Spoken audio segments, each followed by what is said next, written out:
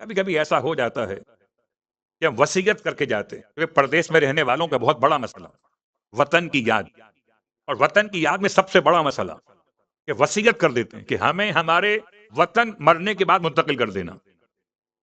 بہت غور کیجیے گا، میں آپ کو اس مقام پر لے آیا کہ جہاں اس امت میں جو احترام میت ہے وہ کتنا زیادہ ہے۔ احترام میت کے حوالے سے روایات بہت زیادہ ہے۔ تو سب سے پہلا مسئلہ تو یہ کہ انسان یاد رکھے کوئی ایسی وصیت نہ کرے کہ جس کی بنیاد پر اسے یہاں سے منتقل کیا جائے، جہاں انتقال ہو دفن ہو جائے گی۔ کیا مطلب تھا؟ شریعت میں واحد مسئلہ ہے، ایک نماز ایسی واجب نماز ہے جو بغیر طہارت کے بھی پڑھی جائے گی۔ ایک واجب نماز ایسی ہے اس میں طہارت کا ویٹ بھی نہیں کیا جاتا، یعنی انسان کو غسل مس میت کرنا ہو، انسان کو غسل جنابت کرنا ہو، انسان کو وضو کرنا ہو، اور نماز میت، یہ سارے کام چھوڑ دیجئے، واحد واجب نماز ہے۔ جب شریعت نے اس نماز میں آپ کی طہارت کے ٹائم کو بھی نکال دیا ہے تو پھر کس خیال میں جی میت یہاں سے منتقل ہو، پاکستان جائے، ہندوستان جائے، فلاں مقام پر جائے؟ وصیت کر دی آپ نے۔ آپ کو معلوم ہے کہ آپ کی وصیت کتنی مہنگی پڑنے والی؟ آپ کے مال سے جائے گا، آپ کے یتیموں کے مال سے جائے گا، کہاں سے جائے گا؟ یہ کتنے سارے نیک کام اس سے ہو سکتے تھے، اور آپ اور ہم تو علی والے جہاں دفن ہو جائیں، بھئی جہاں بیٹھے وہیں محفل سجا بیٹھے، تو جہاں علی والے وہیں مولا کائنات علی ابن ابی طالب علیہ السلام کی آمد۔ تو مسئلہ اعمال پر ہے، مسئلہ یہاں سے منتقل کیے جانے پر نہیں ہے۔ اور اس کے بعد یاد رکھیے کہ یہاں سے منتقل کیے جانے کے پروسیس ہے، کبھی اگر اس پہ آپ غور کر لیں، اس حد تک میں ابھی مر جاؤں تو یہ جو میں نے اپنے ہاتھ سے اس لباس کے بٹن بند کیے تھے یہ میں خود نہیں کھول پاؤں گا نا۔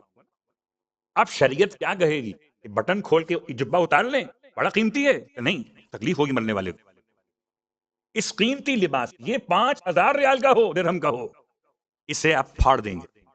کیوں پھاڑیں گے؟ اس کو تکلیف نہ ہو۔ آپ نہ پیسے کا خیال کریں گے اور نہ زحمت کا خیال کریں گے، میت کی تکلیف کا خیال کریں گے۔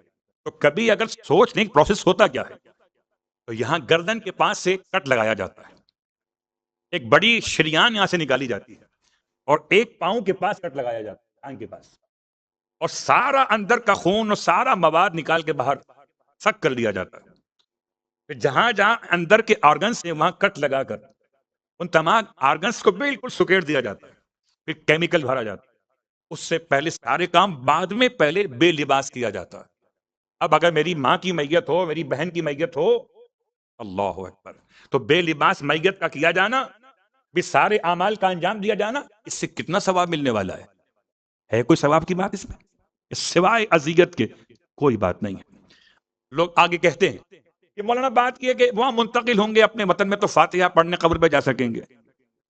اس سے پہلے ایک بہانہ اور ہے، لوگ شکل دیکھیں گے، بچے شکل دیکھنا چاہتے ہیں، شکل دیکھ کر کیا کر لیں گے؟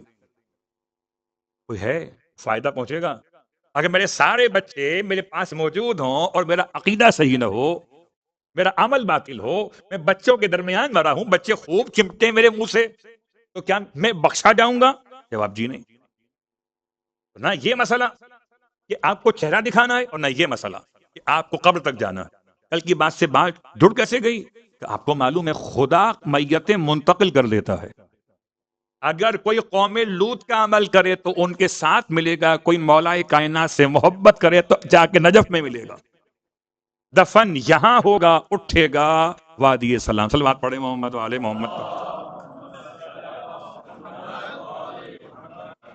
بس یہ بات سے بات درمیان میں آئی تھی، میں نے چاہا کہ آپ تک پیغام پہنچا دوں، آپ کے ذریعے بات آگے تک پہنچ جائے کہ اپنی میتوں پر رحم کیجئے، نہ ایسی وصیت کیجئے، نہ ایسی خواہش کیجئے۔